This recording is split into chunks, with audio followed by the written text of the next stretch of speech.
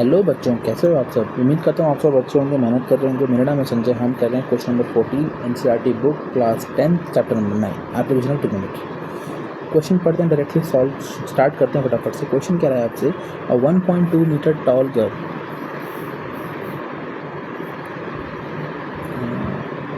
A 1 meter tall girl spots a balloon moving with the wind in a horizontal line at a height of 88.2 meter from ground. ठीक है, the angle of elevation of the balloon from the eyes of the girl at an instant is 60 degree and at some time the angle of elevation reduces to 30 degree. ठीक है, find the distance traveled by the balloon during this interval. हमें बताना है कि balloon ने कितना distance travel किया है, कब। पहले एक लड़की है, एक लड़की जो कि 1.2 मीटर टॉल है, लंबी है, उसके हाथ में बैलून है। ठीक है, अब वो बैलून हॉरिजॉन्टल हवा चलती है तो वो बैलून थोड़ा सा मूव करता है, तो जो एंगल 60 डिग्री बना रहा था लड़की की आंखों से, बैलून का जो एंगल ऑफ एलिवेशन बन रहा था 60 डिग्री, अब वो एंगल बन रहा है 30 डिग्री। ठीक है ना। कुछ समय के बाद हमें डिस्टेंस बताना है कि उस बैलून ने कितना डिस्टेंस ट्रैवल किया। ठीक है, फिगर हमें दी हुई है, इसके लिए हम फिगर एक बार यहाँ भी बना लेते हैं और फिर इस क्वेश्चन को स्टार्ट करते हैं।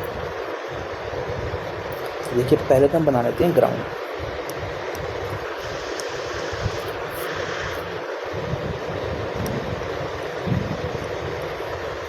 ओके,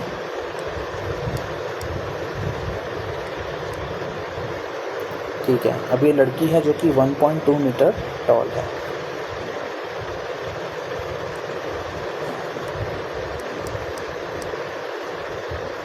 ठीक है ना।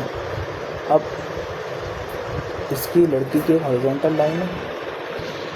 ठीक है ना, फिगर में भी देखिए आप। अब ऊपर एक बैलून उड़ रहा है, सपोज हम ऐसे बैलून बना देते हैं अपना। ठीक है, तो जो एंगल है लड़की की आंखों से बैलून तक, वो बन रहा है, एंगल ऑफ एलिवेशन बन रहा है 60 डिग्री। कुछ टाइम के बाद एंगल ऑफ एलिवेशन बन रहा है 30 डिग्री का। ठीक है ना। हमें ये पता है कि बैलून कितनी हाइट से उड़ रहे हैं। बैलून उड़ रहे हैं 88.2 मीटर की हाइट पर हैं ग्राउंड से। तो जब ये डिस्टेंस 1.2 मीटर है तो ये बचा हुआ डिस्टेंस कितना हो जाएगा, 88.2 minus 1.2 which is equal to 87 metre. तो ये 87 मीटर का हाइट हो जाएगा बैलून से लड़की की आँख तक, गर्ल की हॉरिजॉन्टल लाइन तक। ठीक है ना। तो अब देखिए, मैं क्या करता हूँ, लड़की की फुट से यहाँ से डिस्टेंस लेट करता हूँ कि सपोज ये x डिस्टेंस पे है, बैलून और गर्ल के बीच में डिस्टेंस है x। ठीक है, और इस डिस्टेंस को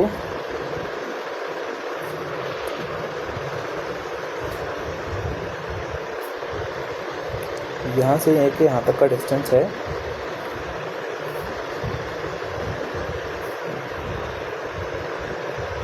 और यहाँ से लेके यहाँ तक का डिस्टेंस है।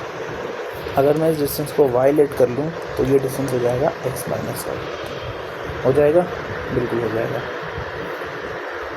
अब हम नीबिंग कर दें फटाफट से। A B C D E। ठीक है ना। तो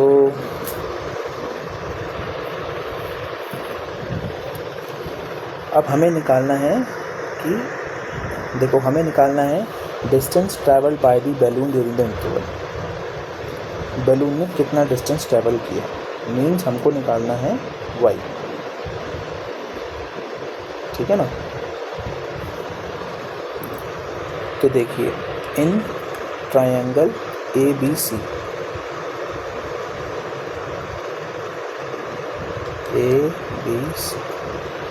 अब ये 87 है तो ये भी 87 होगा।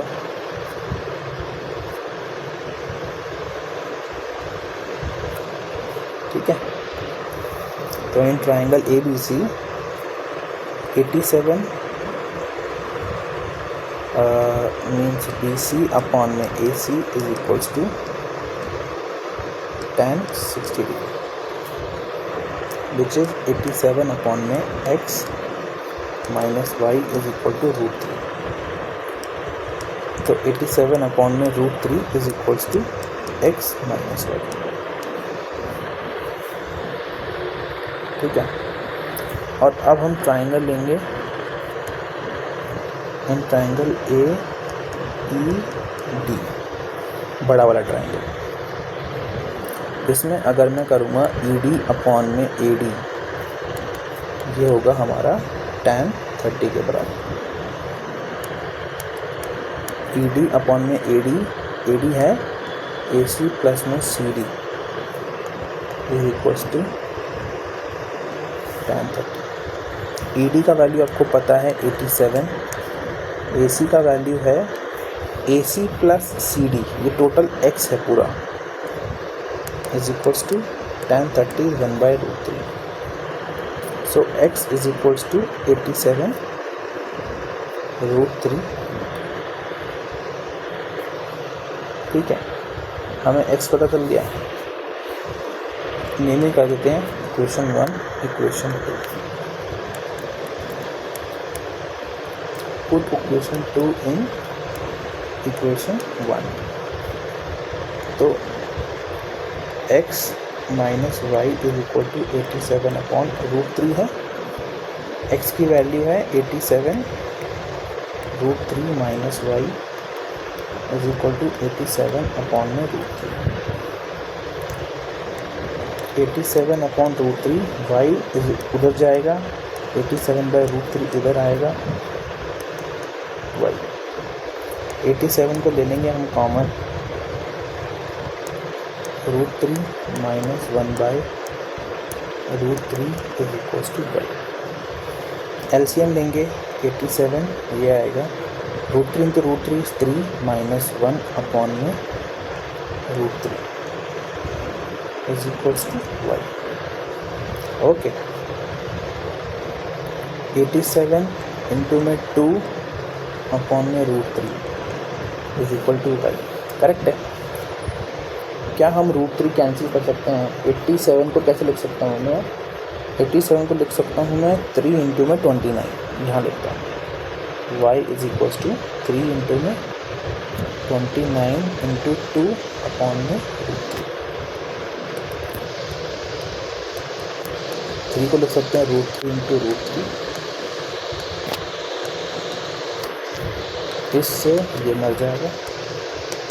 सो y इज इक्वल्स टू 58 √3, और हमें यही निकालना था y।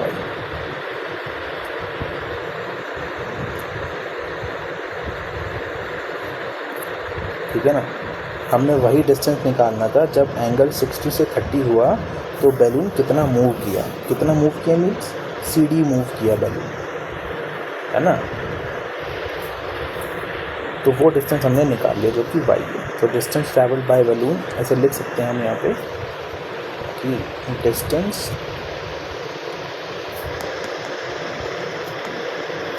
Travelled by balloon is 58 √3 metre. ठीक है बच्चों, सो उम्मीद करता हूँ आपको समझ में आया होगा क्वेश्चन का डायग्राम और एक्सप्लेनेशन। और मेरे लिए कोई सजेशन हो तो ज़रूर दीजिए, मैं कैसे इम्प्रूव करूँ, या मैं कुछ और कर सकता हूँ, कोई और चैप्टर डिस्कस कर सकता हूँ आप लोगों के लिए। तो ठीक है बच्चों, तब तक के लिए पढ़ते रहो, मेहनत करते रहो। हम मिलेंगे नेक्स्ट वीडियो में, जहाँ पे मैं इसका लास्ट क्वेश्चन डिस्कस करूँगा, उसके बाद चैप्टर हमारा फिनिश। ठीक है, देन कमेंट में बताइए कि नेक्स्ट चैप्टर कौन सा स्टार्ट करें। ओके, तो गुड बाय।